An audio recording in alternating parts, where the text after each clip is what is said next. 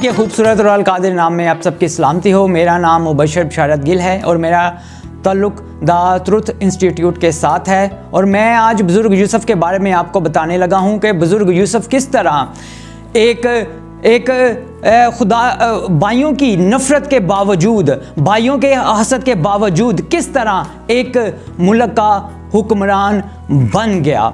और जब बुज़ुर्ग यूसुफ़ को जब वो उसका बाप उसको अपने भाइयों की खैर और आफियत लेने के लिए भेजता है, जिसके बारे में हम पैदाइश 37वें बाब में पढ़ते हैं, तो वहाँ जब उसके भाइयों ने देखा, वो अपने भाइयों से यूसुफ़ के भाई से हसद करते थे और उन्होंने हसद में आकर बुज़ुर्ग यूसुफ़ को कुएं में फेंक दिया। और हम नहीं जानते कि वो कुआं कितना गहरा था, 10 फुट 20 फुट। लेकिन जब उनके भाइयों ने हसद में आकर कि ये भाई, इसका हमारा बाप हमारे भाई से ज़्यादा मोहब्बत करता है, लेकिन हमसे इतनी मोहब्बत नहीं करता, उन्होंने बुज़ुर्ग यूसुफ़ को जब उनके भाइयों ने कुएं में फेंक दिया, तो हमने देखा कि जब वो फेंक दिया गया कुएं में, तो वहाँ बुज़ुर्ग यूसुफ़ ने एक चीज़ सीखी थी।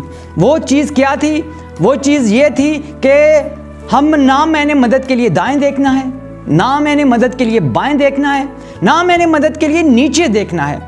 उसने ये राज वहाँ पा लिया कि मुसीबत में, मुश्किल में, परेशानी में, जब भी मुसीबत परेशानी आनी है तो मैंने आसमान की तरफ देखना है। मदद हमेशा ऊपर से आएगी, मदद हमेशा खुदा करेगा। यानी उसने ये राज दरियाफ़त कर लिया, ये उसने राज वो ये भेद पा चुका था कि जब मैंने मुश्किल परेशानी में आना है तो मैंने ऊपर देखना है, मदद हमेशा ऊपर से आएगी। कुएं में यह भेद खुल चुका था उसके ऊपर। तो हम देखते हैं कि जब वो कुएं में गिर चुका था तो खुदा की मदद बुज़ुर्ग यूसुफ़ के साथ कैसे आती है, खुदा अपना मंसूबा आगे कैसे बढ़ाता है। जैसे ही बुज़ुर्ग यूसुफ़ कुएं में था तो वहाँ हमने देखा कि वो बियाबान में एक इस्माइलियों का काफ़िला आ रहा है और वो खुदा की फेवर था। उसके भाइयों ने कहा कि हम यूसुफ़ को मार डालेंगे तो हमें इससे क्या हासिल होगा, क्यों ना हम अपने भाई को बेच दें इस्माइलियों के आगे। तो लिहाजा हमने क्या देखा कि उन्होंने अपने भाई को कुएं से निकाला और इस्माइलियों को बेच दिया। और वो इस्माइली जाके उन्होंने मिस्र में जाकर उधर मिस्री एक आका था, जलोदारों का सरदार था, उसके आगे उसको बेच दिया। तो हमने देखा कि जब वो बुज़ुर्ग यूसुफ़ इस्माइलियों के आगे, इस्माइलियों ने मिस्र के हाकिम के आगे बेच दिया, तो हमने देखा कि वहाँ भी खुदा की फेवर बुज़ुर्ग यूसुफ़ के साथ थी। वहाँ खुदा ने उसे अकबालमंद किया, खुदा ने उसे सरफराज किया, खुदा ने वहाँ बुज़ुर्ग जो मिस्र का हाकिम था उसके आगे सरफराज किया और उसको बरकत दी। तो उसने देखा कि यूसुफ़ की वजह से मिस्र के हाकिम को बरकत मिली है, तो उसने अपना सारा कुछ जो है बुज़ुर्ग यूसुफ़ के हवाले कर दिया। तो वहाँ हमने देखा कि वो सरफराज हो चुका है। बुज़ुर्ग यूसुफ़ खूबसूरत भी थे। तो वहाँ हमने देखा कि मिस्र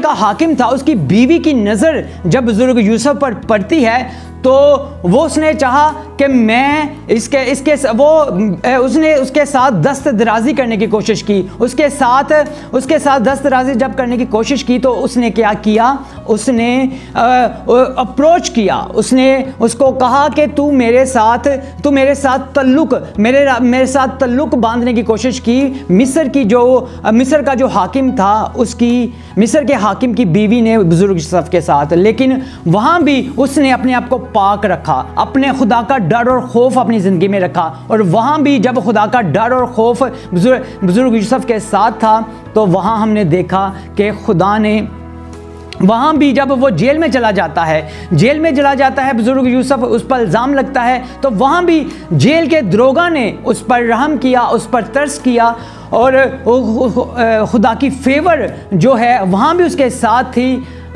उसके जेल के दरोगा की नज़र में यूसुफ़ को मकबूल ठहराया और वहाँ भी खुदा ने उसे सरफराज किया। खुदा वहाँ भी उसे आगे लेके जाता है। और वहाँ जब उधर जेल में जब बादशाह के दो मुलाजिम आते हैं, एक बादशाह का साकी था और एक नानपुज था, और वहाँ भी वहाँ खुदा की फेवर उनके साथ थी। खुदा की फेवर किस तरह बुजुर्ग यूसुफ के साथ थी कि वहाँ उन्होंने ख्वाब देखा। ख्वाब क्या देखा कि उन्होंने जो साकी था बादशाह का, उसने भी एक ख्वाब देखा। उसने देखा कि मैं बादशाह को मैप ला रहा हूँ। उन्होंने वो तो जो नानपुज था उसने भी एक ख्वाब देखा कि उसके सर पर एक रोटियों का टोकरा है और परिंदे उसके सर पर से ऊपर उड़ रहे हैं और उसके टोकरे में से खा रहे हैं। जब वो ख्वाब बुजुर्ग यूसुफ को बताया गया तो बुजुर्ग यूसुफ ने उसकी तबीर की, और उसको तबीर करने के बाद तबीर जब की तो उसने कहा कि साकी को तो बादशाह सरफराज करेगा, लेकिन नानपुज को बादशाह कत्ल करवा देगा, फांसी करा देगा। और 3 दिन के बाद ऐसा ही हुआ। बादशाह ने एक ज़ियाफ़त की और बादशाह ने अपने मुलाज़िमों को बुलाया, और साकी को तो बादशाह ने अपने जो मिस्र का बादशाह था उस पर बहाल कर दिया, लेकिन नानपुज को उसने फांसी लटका दिया, जैसे बुजुर्ग यूसुफ ने उसकी तबीर की थी। और यहाँ खुदा की फेवर वहाँ भी बुजुर्ग यूसुफ के साथ चलती है। बुजुर्ग यूसुफ वहाँ भी खुदा के वसीला से आगे चलता है, आगे बढ़ता है